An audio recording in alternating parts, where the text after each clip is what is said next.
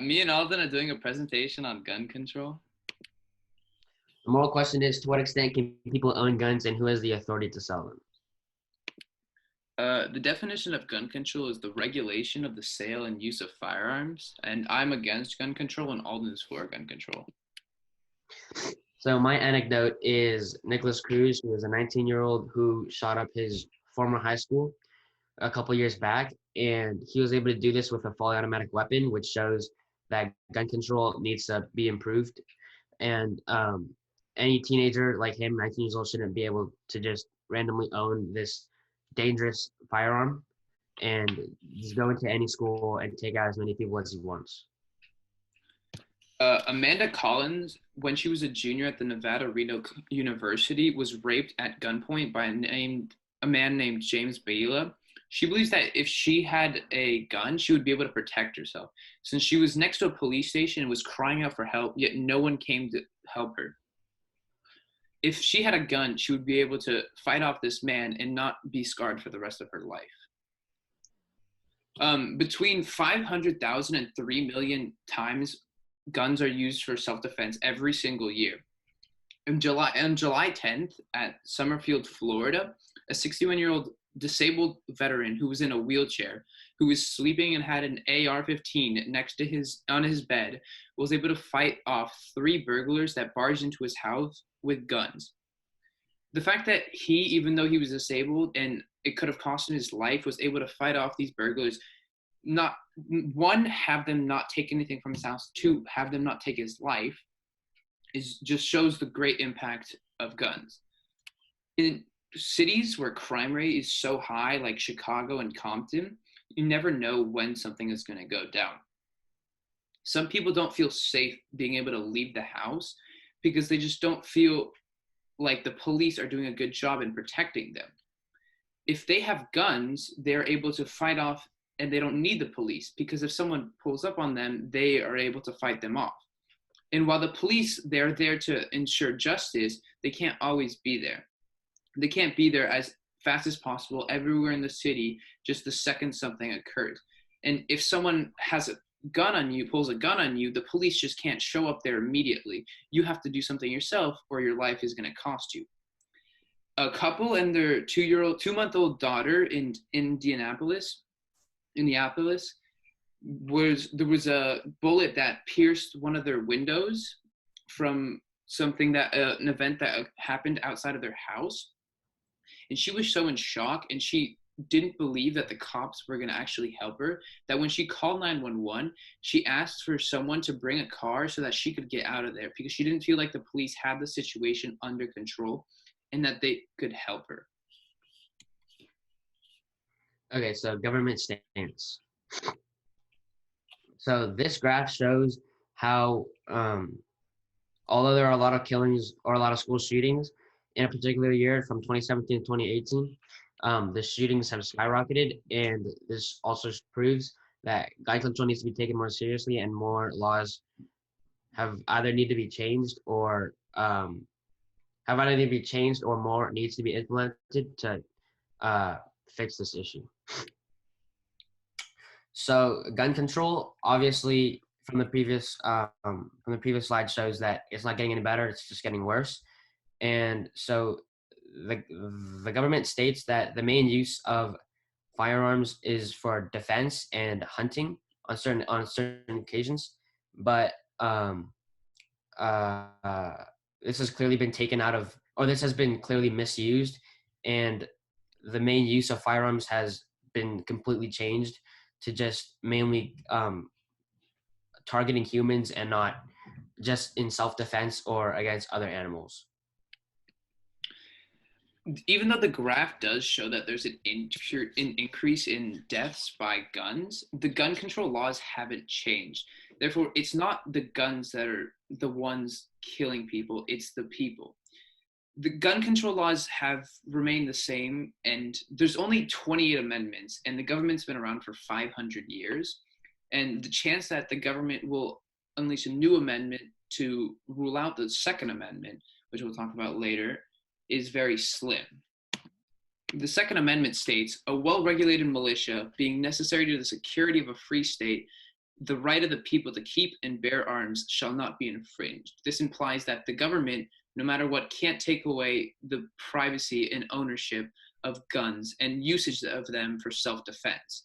This is an important this is an important idea because the government, they can't take away our guns unless we use them for harm other than self-defense. Our next topic is going to be mental health.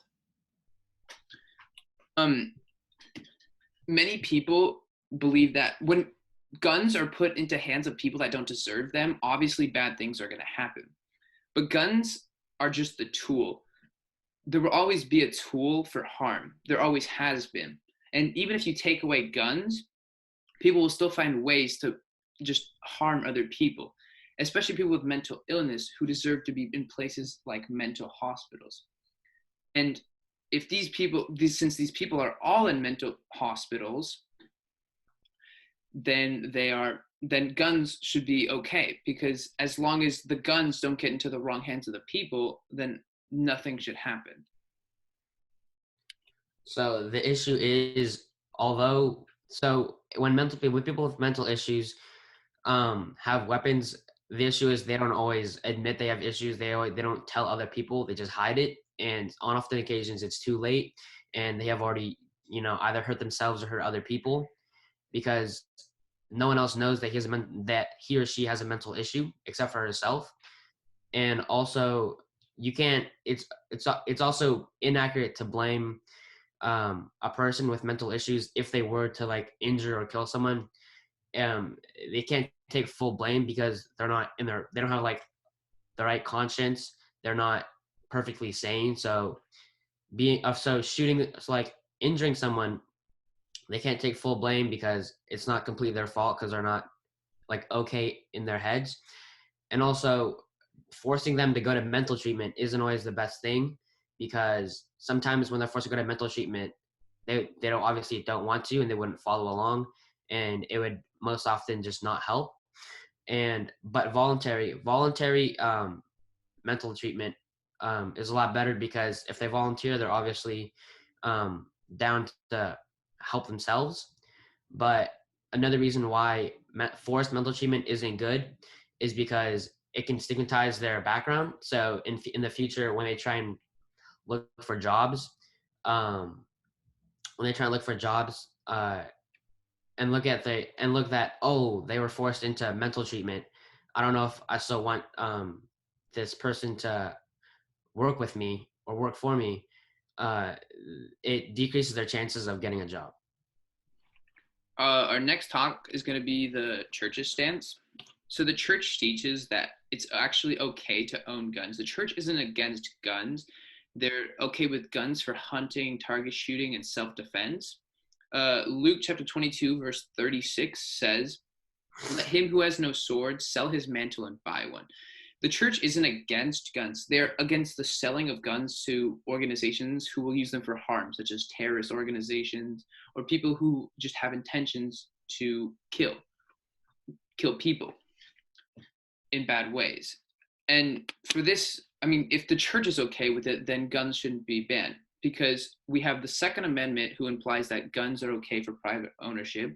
The church agrees that guns, as long as the sale is restricted and only good people who deserve to have guns should have them, they believe that. So therefore, guns should not be made illegal.